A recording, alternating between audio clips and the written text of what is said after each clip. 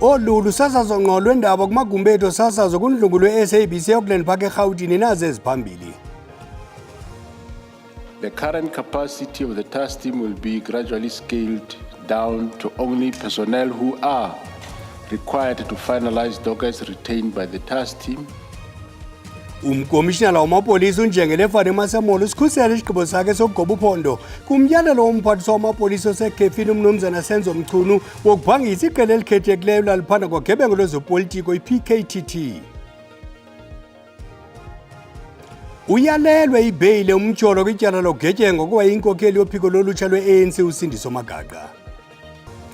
Inkosi Mazole isicaka sithambile ndingaphosisanga amaseko mandikhawuleni warhuqa. Umkomishinala wamapolisa uNjengele Fane Masemola uqhuba apho ebephele khona izolo nobungqina bakhe kwikomishoni yophando ngolwaphulo-mthetho kumagunya olawulo nakwinkqubo yezobulungisa neyaziwa ngekomishoni kaMadlanga. uNjengele Masemola usikhusela isigqibo sakhe sokugoba uphondo kumyalelo womphathiswa wamapolisa osekhefini uMnumzana Senzo Mchunu wokubhangisa iqela elikhethekileyo elaliphanda ngogebengo lwezopolitiko iPKTT kodwa ngokwesigaba hayi ngesaquphe ngokomyalelo womphathiswa. uNjengele Fane Masemola njengenxalenye yobungqina ufunde ingxelo ngenkqubela yokubhangiswa kwe-PKTT ngokomyalelo kamphathiswa wamapolisa osekhefini uMnumzana Senzo Mchunu.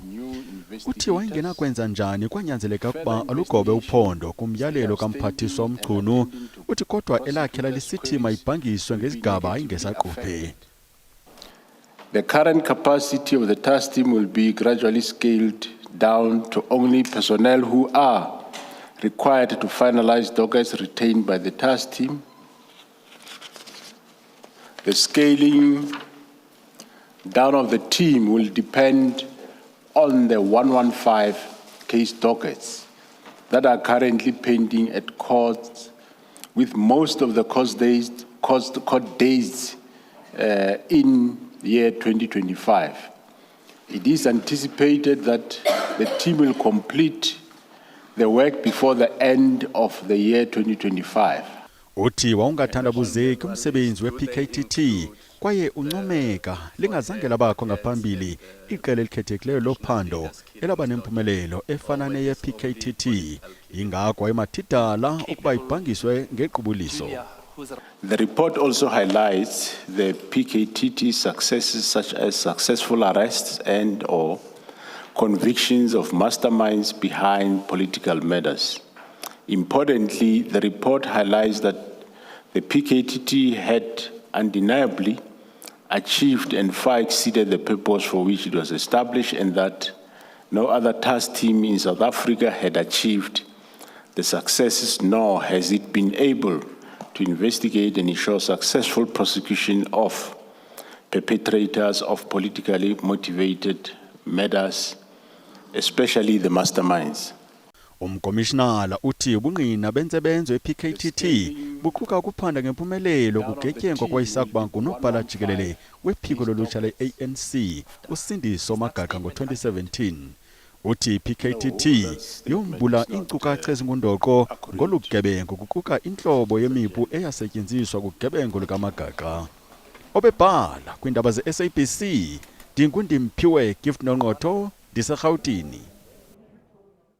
Kusenjalo linethemba usapho ngobulungisa kwityala lokubulawa kwelungu lalo uSindiso Magaqa ngo-2017 ngumtyholo uzwele phantsi isikhosana nongayinikwanga ibheli kwinkundla kaMantyi yaseMzimkhulu KwaZulu-Natal. Intatheli yethu Simphiwe Mfo Kamakanya ngamehlo neendlebe zethu apho.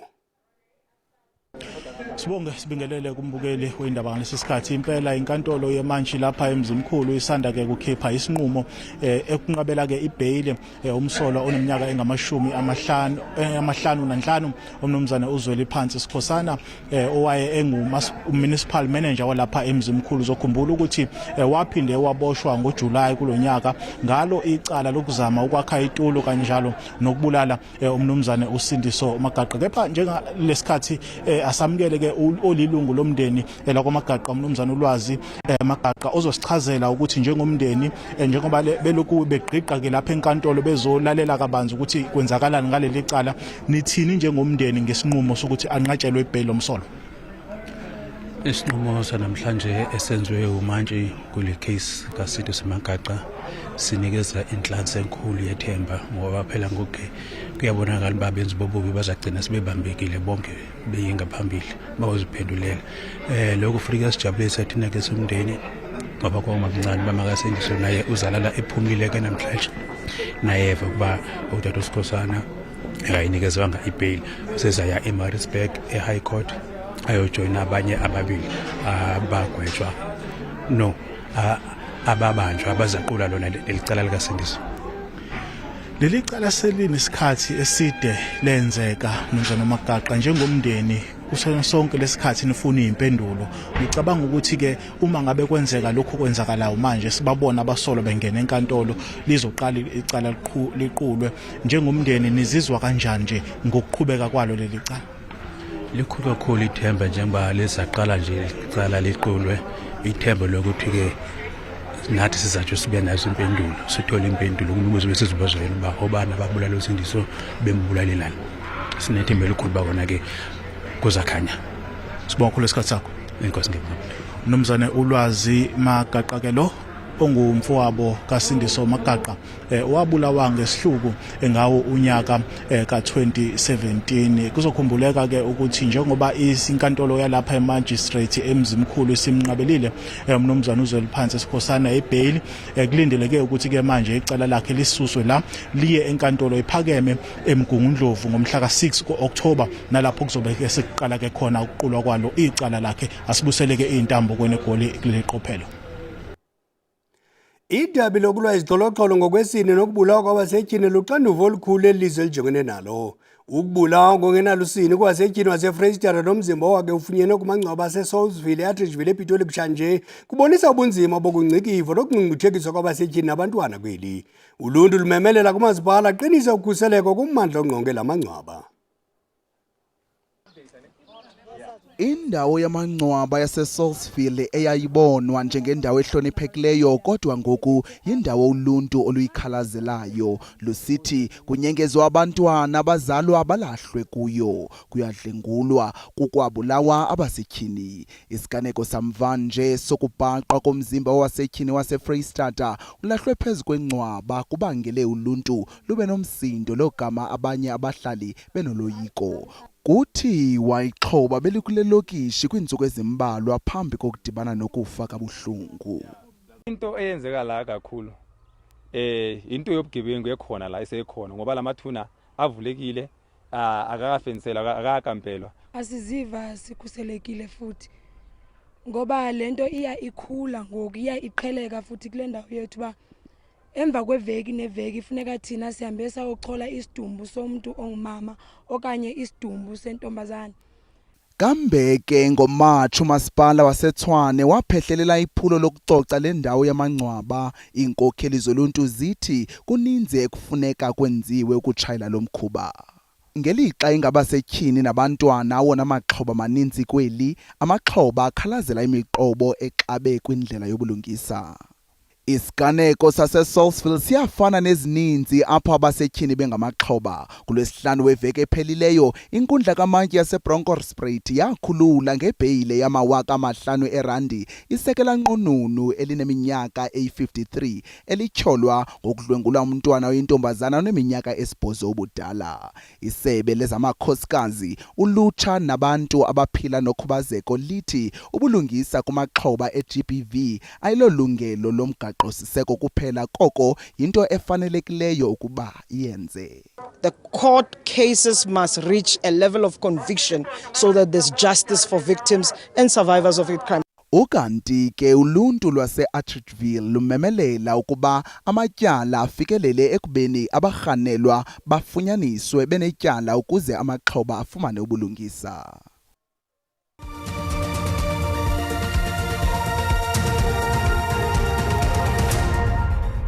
Sihlabele mgamane ndaba zethu kuqhambuke umbhodama eFortville namhlanje ngelixa abahlali abavuke umnyele bevala imigaqo betshisa amatayara ngenxa yokungweneliseki ukuvalelwa amanzi. Ukanti ngokusiqhagamshelana nentatheli yethu uKelvin Dludla ilandela elinqaku. Cebisa masikwamkele ezindabeni. Injani imeko apho ngoku? Kutheni bevalelwa amanzi abahlali? Asibingelele Putsi, asibingelele nombukeli wendaba ze-SABC esekhaya. Njengamanje isimo sisazinzile, amaphoyisa abekhona eqaphe isimo njengobusho indawo esikuyo iFortville igama layo, kanti kunendawo eyilokishi ebizwa ngokuthi Kokosi. Uma ngabe sizwa ngoSibhinca Makhasana siyatshelwa ukuthi ke labantu ke baqale teleka ekseni ngeyithuba zehora lesihlanu la kule mpambano yomgwaqo engime eduze kwayo, kanti ke abakhala kakhulu ngakho ke amanzi sebenesikhathi esingamaviki ambalwa impela bengenawo ke amanzi. Kodwa ke umasipala wakule ndawo ke okuyiMerafong ukhala ngokuthi okwenza ukuthi ke kube nesikweletu esikhulu esingaphezulu kwebillion lamarandi Butsiya, ingenxa yokuthi ke abantu bakule ndawo ke ilokishi Kokosi abawabhadari ke noma bawakhokheli amanzi, okwenza ukuthi kube ingqinamba ukuthi ke umasipala ukwazi ukukhokhela ke amanzi ku Rand Water okuyisona sikhungo ke esihlinzeka ngamanzi kule ndawo. Kodwa ke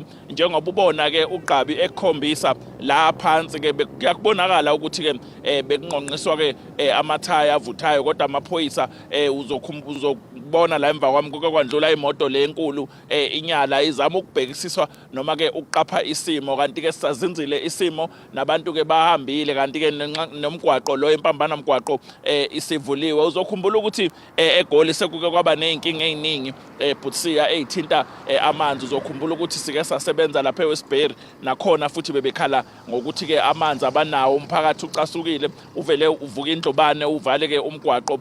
Uma ngabe sizwa ngoSibhinca Makhasane bethu laba basiluma indlebe bayasitshela ukuthi ke izingane namhlanje ayizange zize ikwazi ukuthi ifinyelele ezikoleni ngenxa yokuthi ke umgwaqo ubuvaliwe kungahambeki.